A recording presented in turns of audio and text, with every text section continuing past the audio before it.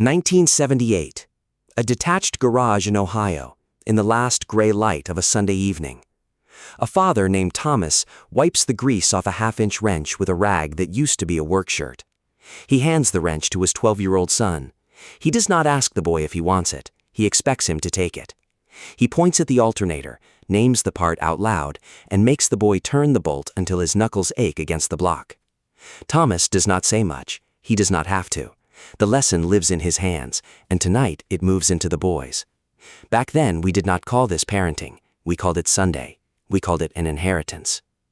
It was the plain belief that a man's hands were made to earn a living, and not just to swipe a screen. Today, we would call that same evening child labor. We would call it a waste of a boy who could have been something more. This is the day American fathers stopped teaching the trades, and exactly what it cost the sons they left behind. Stay to the end.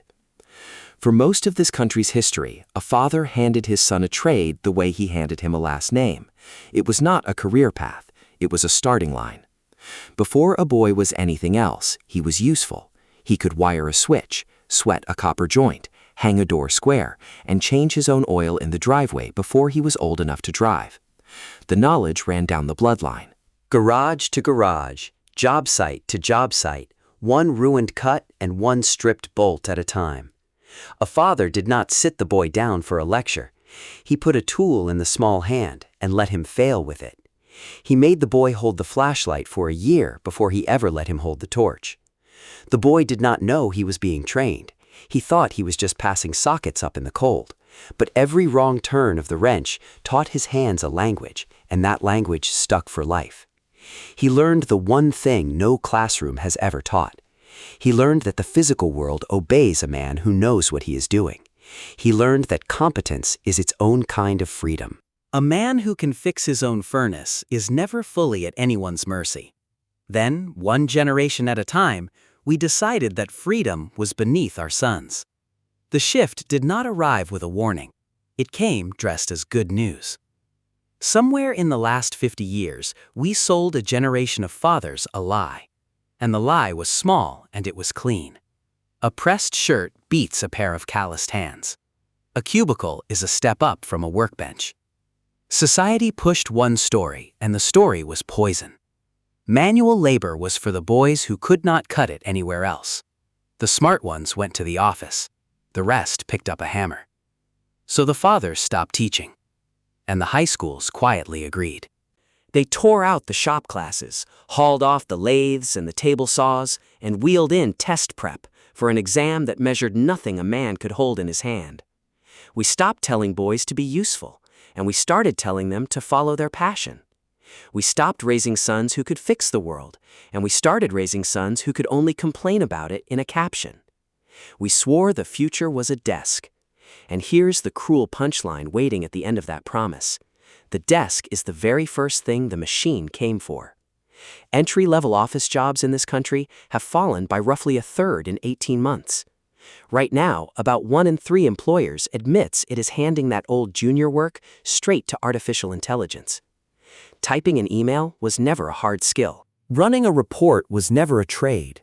A generation of young men did everything we told them to do, checked every box we drew for them, and they are sitting in a rented room today, watching a program do their entire career in an afternoon. While the laptop class panics, the physical world is falling apart because we forgot to teach anyone how to hold it together. The numbers are not an opinion. By 2030, an estimated 2.1 million skilled trade jobs in this country will sit empty.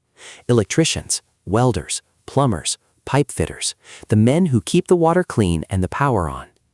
The Department of Education puts the price of that gap near $1 trillion a year. Last year, employers posted nearly 600,000 of these jobs, and only about 150,000 new workers walked in through an apprenticeship to take them. For every 5 tradesmen who retire, only 2 show up to replace them, and the labor force itself is thinning out. This summer, the share of Americans working or even looking for work fell to 61.5%, the lowest reading in 50 years. A man named Mike Rowe has spent 20 years saying the quiet part out loud. The country does not have a jobs problem, it has a skills problem and a pride problem. And here is the irony the old man in the garage would have savored with his coffee. One of the largest technology companies on Earth just put up $115 million to teach men how to bend pipe and pull wire. The course runs 5 weeks. It ends in a guaranteed job. When that same company opened an earlier version of the program, it drew 35,000 applications in the first 7 days. The hunger was there the whole time. Nobody was feeding it. A tech giant is now paying grown men to learn what a father once taught for free on a Sunday night. The math the old man did in his head was dead right all along. A 4-year apprenticeship pays you while you learn, and it hands you a 6-figure, debt-free trade before you turn 25. The boy who went out to the garage inherited a career no algorithm can reach. The boy we shipped off to the lecture hall inherited $50,000 of debt and a diploma for a job that no longer exists. So how do we get the inheritance back?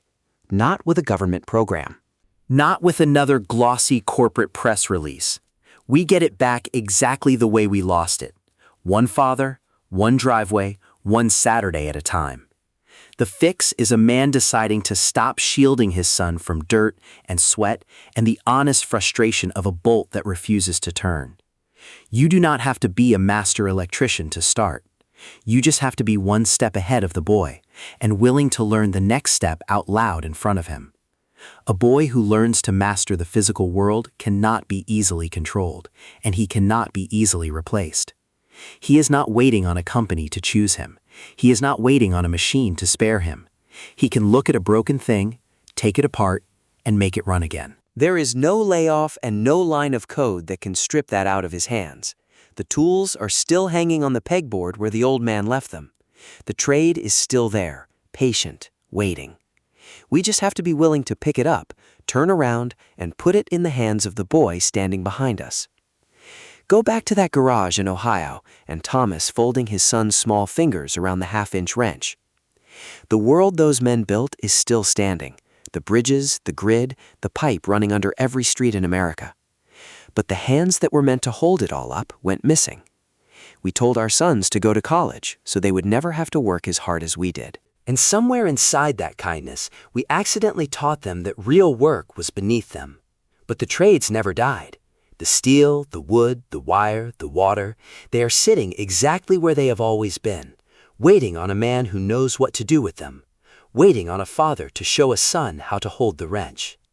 If your father taught you to work with your hands, or if you are trying to teach your own son right now, we gathered 10 of the most important lessons American dads used to pass down into a small book called The Forgotten Father Code. The link is in the description. Hit subscribe, and this weekend, take your boy out to the garage, open the hood, and let him get his hands dirty. That is how the code survives.